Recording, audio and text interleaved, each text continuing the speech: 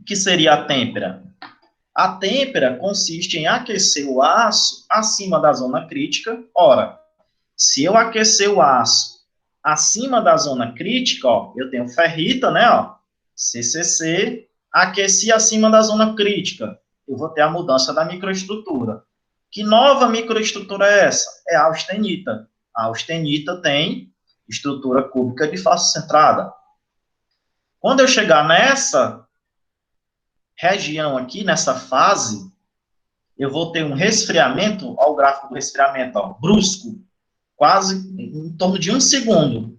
Eu vou levar a temperatura de 900 graus à temperatura ambiente em 1 segundo, ó, de uma vez.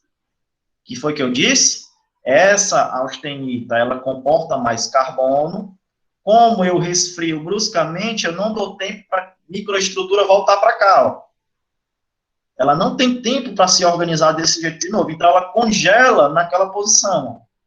E esse congelamento da austenita, né, esse resfriamento rápido, produz esse tipo de grão aqui, que é a martensita. Está vendo que ela é alongada aqui, comparada com a ferrita, né? Ó, a martensita, ela tem uma estrutura alongada, por conta disso, do aquecimento.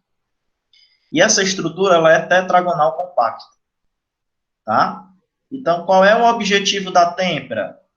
É obtenção de uma estrutura chamada de martensita, que possui alta dureza e resistência, mas alta fragilidade. Então, quando eu faço a têmpera, o material fica duro, igual o vidro.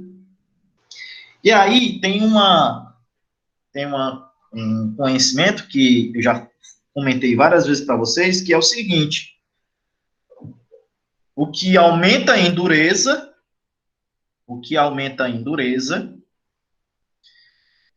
o material perde em resistência. Se o material ele é muito duro, ele não tem resistência mecânica. O exemplo, vidro. O vidro é um material extremamente duro, mas, em contrapartida, ele é frágil, ele quebra facilmente. E para nossas ferramentas não é interesse eu ter uma ferramenta super dura e frágil. Eu preciso ter uma combinação desses dois elementos. Eu preciso ter uma dureza bacana, porém eu preciso também que esse material ele tenha tenacidade, ou seja, ele consiga absorver impacto. Já pensou num punção de corte de um estampo ser extremamente duro a ponto de, na primeira batida lá da prensa, vai quebrar aquele punção, porque está duro como vidro. Ele vai quebrar, trincar como vidro. Então, para que isso não aconteça, é preciso de um tratamento posterior, que é chamado de tratamento de revenimento. Sempre que eu temperar um aço, eu tenho que fazer posteriormente o revenimento. É obrigatório, não é opcional. Temperei, tenho que revenir. E o que seria esse revenimento? O revenimento, ele é um procedimento aonde, depois que o aço está temperado, ó, aqui é o gráfico de têmpera, né? Aqueci acima da zona crítica, resfriei bruscamente, produzi aqui a martensita. Aí eu pego esse material de novo, aqueço novamente, só que agora eu não vou aquecer acima da zona crítica. Porque se eu aquecer acima da zona crítica, eu tenho mudança de microestrutura. E eu não quero mudar a microestrutura. Eu só quero diminuir a dureza elevada. Então, eu aqueço abaixo da zona crítica, deixo esse material dentro do forno por um determinado tempo, né, até o material se homogeneizar, alcançar a temperatura, e depois ele resfria ao ar livre. Então, esse procedimento é o chamado de revenimento, certo? Então, nós temos aqui exemplos de têmpera do aço. Aqui eu tenho um tipo de aço que é utilizado em moldes de injeção, aço IC. Esse IC é uma sigla americana, Instituto Americano de Ferro e Aço, e o H13. Então, você está vendo aqui, né, uma empresa onde ela está fazendo aqui, ó, o processo, ó, ferramenta em aço, saindo do forno após a austenitização. O que é a austenitização mesmo? é a mudança da microestrutura do material. Quando eu chego nessa temperatura, nessa fase de austenita, em seguida vem o quê? Vem o resfriamento. Ou seja, aqui nesse caso, né, ó, o material está indo para o óleo. E aí eu vou resfriar o material bruscamente. E na medida que isso acontece, eu formo aqui o grão de martensita. E depois precisa fazer o revenimento. Que mais um exemplo, né, ó, de têmpera. Olha o tamanho dessa ferramenta. Então, H13. Então, sendo temperada ao ar após saírem do mesmo forno. Então, são peças que foram, ó, chegaram na zona de austenitização e agora elas estão sendo temperadas ao ar livre.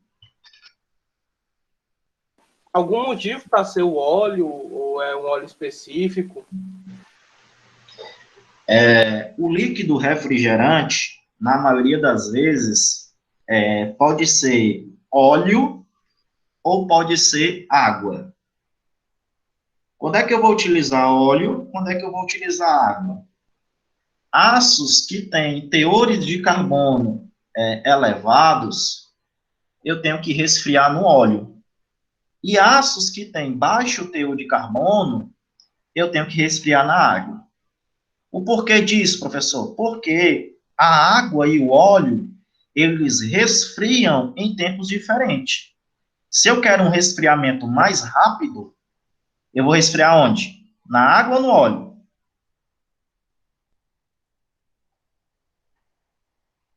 Quem é que você acha que tem poder de refrigerar mais rápido? A água ou o óleo? Acho que é a água.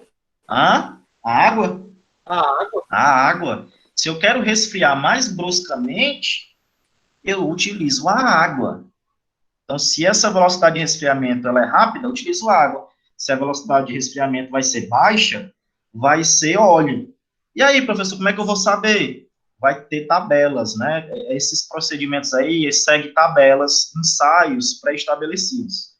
Então, você não vai adivinhar, não. Quando você vai temperar, por exemplo, 1045, você vai resfriar na água. Por quê? Porque o 1045 tem um baixo teor de carbono, e então ele precisa ser resfriado mais rápido. E quando você vai temperar um VC, um VND, o VC e o VND já tem um percentual de carbono bem considerável. Então, a velocidade de resfriamento dele não pode ser na água, porque se eu resfriar o VC ou o VND na água, ele vai trincar, porque a velocidade é tão brusca, o choque térmico é tão forte que quebra o material, ele trinca todinho. Tá? Então, VC e VND, óleo. 1045, água. Certo? Aqui eu tenho mais uma ferramenta que foi temperada, né, ó, num forno a vácuo, tá? Mais outros exemplos aqui, ó. Aqui já é um aço ICO1, sendo retirado do forno de austenitização. Temperatura de austenitização, 800 graus. Cada material tem uma temperatura de austenitização. Então, o material chegou à temperatura e, em seguida, ele vai para o resfriamento. Ó. Os caras vão levar ele e vão num tanque, né, para resfriar ou em água ou em óleo, tá? Então, esse é o procedimento.